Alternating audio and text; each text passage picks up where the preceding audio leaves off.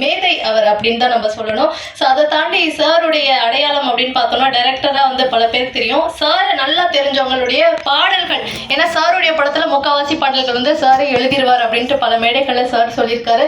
அந்த பாடல் வரிகளை இன்னமும் நம்ம வந்து முணுமுணுத்துட்டே தான் இருக்கும். அப்படிப்பட்ட வரிகளை வந்து நச்சுன்னு நம்ம கொடுத்த ஒரு ஆளுமை நம்மளுடைய சார். ஸோ அது மட்டும் இல்லாமல் தமிழ் திரைப்பட இயக்குநர்கள் சங்கத்துடைய தலைவராக இருக்கக்கூடிய திரு ஆர் வி உதயகுமார் சார் அவர்களை பேசுமாறு அன்புடன் அழைக்கிறேன்.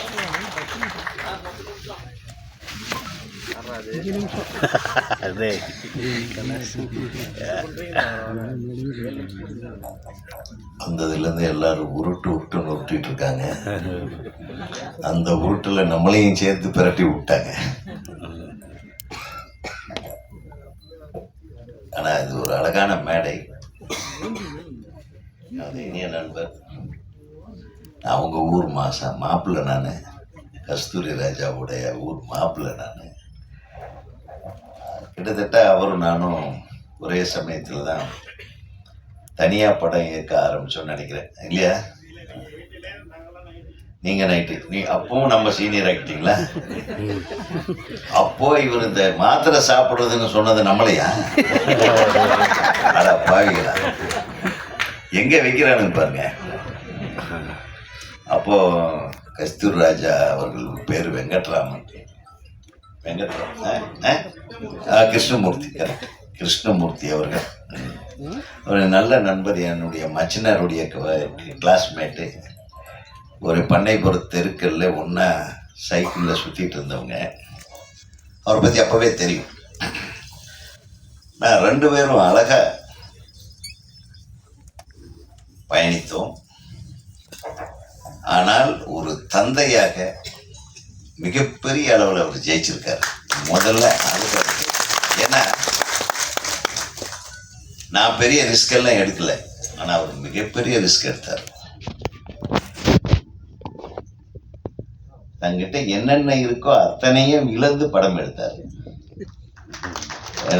அவருடைய மனைவியார், என்னுடைய சகோதரிக்கு அவங்க தான் வந்து மெயின், அவங்கள தான் நம்ம வாழ்த்தணும். அவங்க தான் ஒரு சக்ஸஸுக்கு பின்னாடி நின்ன ஒரே ஆள். இப்போ அவங்கெல்லாம் குழந்தைங்க, தம்பிங்க. ஸோ அது நல்ல ட்ராவல், பியூட்டிஃபுல் ட்ராவல். எல்லாரும் கேட்டாங்க, சினிமாக்காரனுக்கு பொண்ணு கொடுக்க மாட்டானுங்க, சினிமாக்காரனுங்களுக்கு வீடு கொடுக்க மாட்டாங்க, தங்குறதுக்கு இடம் கூட கொடுக்க மாட்டாங்க, பேச்சுலர் வந்து அசிஸ்டன்ட் டைரக்டர் அவனுக்கு எல்லாம் ரூம் கிடையாதுன்றவாங்க. இப்படித்தான் இன்னைக்கு வரையிலும் சினிமாவை பற்றிய ஒரு ஃபீலிங் இருந்துட்டு இருக்கிற டைம்ல ஒரு தனி ஆளா வந்து ஜெயிச்சு இன்னைக்கு ஒரு பெரிய சாம்ராஜ்யத்தையே உருவாக்கி இருக்காருன்னா கஸ்தூரி ராஜா அவர்களுக்கு எனக்கு மனமார்ந்த வாழ்க்கை. அவர் தான் சரியான ஆளு இந்த குழந்தைய பாராட்டுறதுக்கு. அவர் சொன்னார் பாருங்க, ரெண்டு விஷயம் எனக்கு ரொம்ப பிடிச்சது. பாஸ்கருக்காக நான் வந்தேன், அதுக்கு ஒரு காரணத்தை சொன்னாரு. ரெண்டாவது, ஆனந்த் பாபுக்காக வந்தேன், அதுக்கு ஒரு அழகான காரணம், அவருடைய நெய்பர்ன்றது. அதுக்கு அடுத்து சொன்னார் பாருங்க, நாகேஷ் சார், அவர் எங்க ஊர்க்கார் தெரியுமா உங்களுக்கு? தாராபுரத்துக்கார். தாராபுரம் கோவை மாவட்டம். அதனால தான் சொன்னேன், அந்த காலத்தில் ஆரம்ப காலத்தில் கோவை மாவட்டம், கோவை மண்ணை சேர்ந்தவர். அதனால அவர் சொல்ல வேண்டியதில்லை. அவர் நிச்சயமா ஒரு மிகப்பெரிய கலைஞர் தான். கோவை மாவட்டத்திலிருந்து வந்தாவே மிகப்பெரிய கலைஞர், மதுரை மாவட்டத்திலிருந்து வந்தாலும் மிகப்பெரிய கலைஞர். இந்த கோவையும் மதுரை என்ன நாங்கள் ரெண்டு பேரும் இருக்கிறோம், அதுக்காக அவரை விட்டுற மாட்டேன். விக்ரமன் வந்து இருக்கிறதுலயே அவர் தான் செல்வந்தர். அவர் வரும்போதே அவர் ராஜா வீட்டு புள்ளதான் அவர், என் தம்பி. அருமையான, அதாவது நான் கிழக்கு வாசல் கொடுத்தாலும் நான் அவர் படத்தை பார்த்து பொறாமப்படுவேன். என்னையா இந்த மனுஷன் ஜஸ்ட் ஒரு வீட்டை வச்சு, ஒரு 4 பேர்த்த வச்சுட்டு, டப்பா வச்சு தட்டை வச்சு ஒரு பாட்டை மிரட்டி அது சில்வர் ஜூப்ளி ஓட்ட வைக்கிறானே விக்ரமன், மிகப்பெரிய அறிவாளி. அதாவது எங்களுக்குள்ள இப்படிதான் போட்டி இருந்ததே தவிர அவனுக்கு 500 கோடியா, நம்மளது 400 கோடி பிசினஸா, அந்த மாதிரி கெட்ட போட்டியெல்லாம் எங்களுக்குள்ள வந்தது கிடையாது. நாங்களுக்கு படம் எடுக்க தான் தெரியும், அது என்ன கலெக்ஷன் வருதுன்னு கூட நம்மளுக்கு தெரியாது, இல்லையா கஸ்தூரி? அவர் தயாரிப்பாளர்ன்றதுனால அவர் அது கணக்கு பார்க்க வேண்டிய ஒரு கட்டாயத்துக்கு வந்தார். அப்பதான் தெரிஞ்சது அவர் எவ்வளவு இழந்திருக்கிறாரு. நான் இப்போ கூட கேட்டேன், அந்த தியேட்டர் என்னாச்சுன்னு, அதெல்லாம் கொடுத்து விட்டேன்ட்டார். ஸோ யாருக்கு பிள்ளைங்க நல்லா இருப்பாங்கன்னா, தான் நியாயமா நேர்மையா ஒரு தொழில சாதிச்சு அடுத்தவங்களுக்கு உதவி பண்ணி தன் பிள்ளைகளை தன் கஷ்டத்தை உணர வைத்து யார் வளர்க்கிறானோ அவன் குழந்தைங்க தான் ஏன் சிறப்பா இருக்கு. அது சினிமாவிலும் சரி வெளியிலையும் சரி. ஆக கஷ்டத்தை உணர்ந்த பிள்ளை திரு ஆனந்த் பாபா அவர்களுடைய புதல்வர்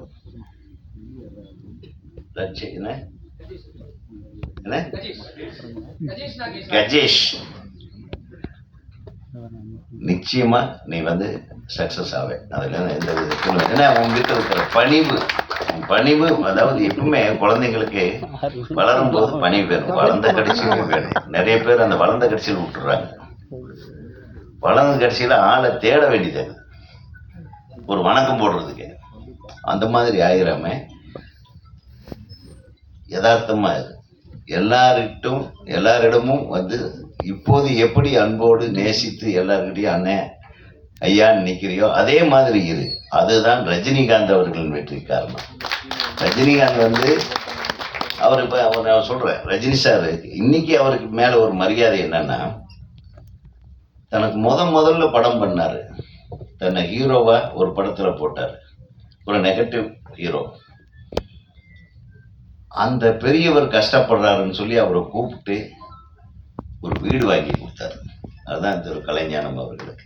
ஸோ அதுதான் சொல்கிறேன், கடைசி வரையிலும் நமக்கு உதவி செய்தவர்களையோ நம்மை நேசித்தவர்களையோ நம்ம பெரிய அளவுக்கு நம்ம பண்ணலைன்னாலும் பரவாயில்ல, அவங்கள அப்படியே கஷ்டத்தில் இருக்கும்போது அப்படியே ஒரு கை கொடுத்து அப்படி தூக்கி விட்டு போயிட்டே இருக்கலாம். இன்னைக்கு அந்த மாதிரி இருந்தால் இந்த சினிமா எங்கேயோ இருக்கும். நிறைய வளர்த்து விட்டவங்களை பேரை சொன்னாலே அடையாளம் தெரியாதுன்றாங்க. இன்னைக்கு வர்ற சில பேர் பேரை சொன்னாங்க, அப்படியா ஓ அவரா, இப்படி போயிடுறாங்க.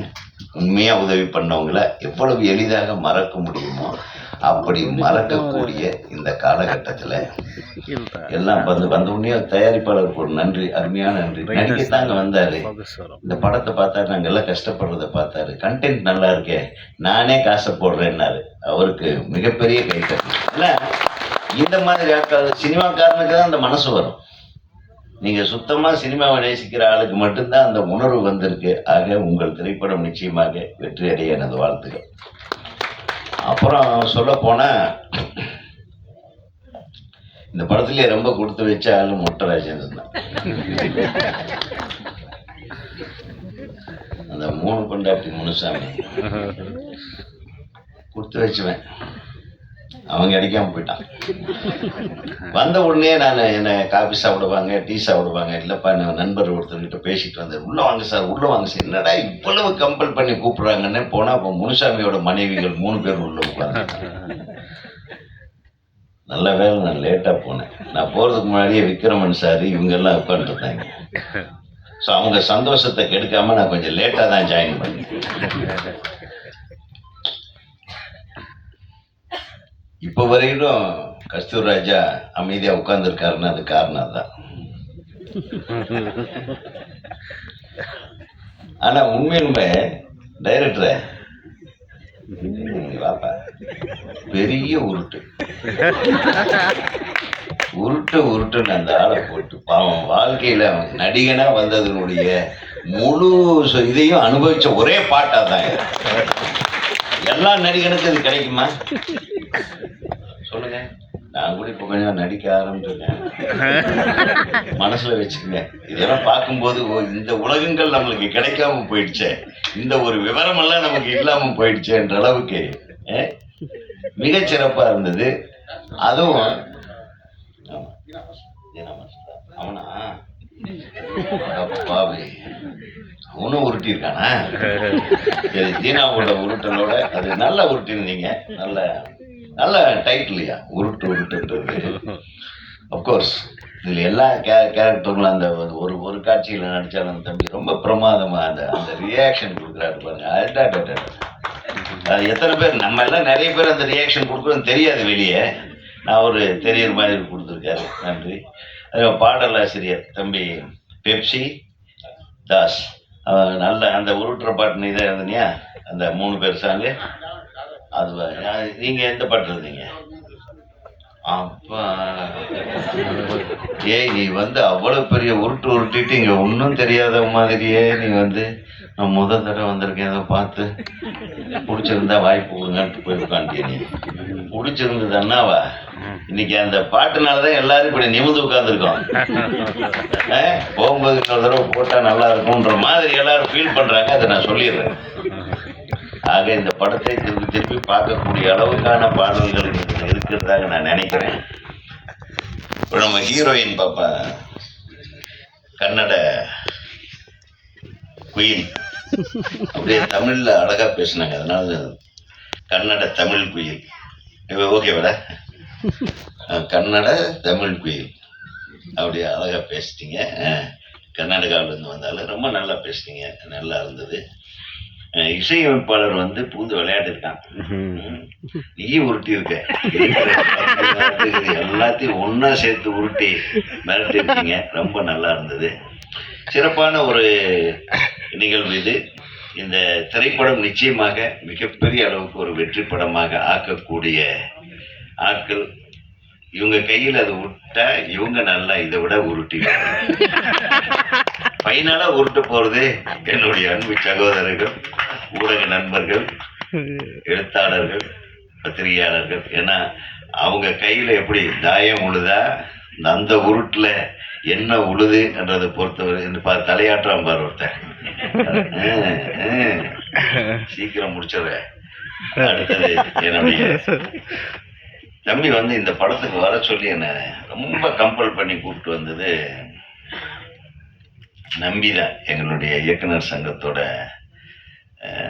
செயற்குழு உறுப்பினர். அவர் தான் எப்பவுமே இயக்குனர் சங்கத்தில் அதிகபட்ச வாக்குகள் வித்தியாசத்தில் ஜெயிப்பார். எல்லாத்துக்கும் உதவி செய்யணும்னு நினைக்கிற ஒரு மனப்பாங்கு கொண்டவர். ஸோ அவருக்கு எனது மனமார்ந்த நன்றி. இப்போ நம்மளெல்லாம் அளவாகவும் அழகாகவும் ஒவ்வொருத்தர் பேருக்கு முன்னாடி அழகா பேசி எங்களை அழைத்து பேச வைத்த வர்ணனையாளர், உங்க பேர் எனக்கு தெரியலம்மா, சுமையா அவர்களுக்கு எனக்கு சிம்மையா சிம்ரனா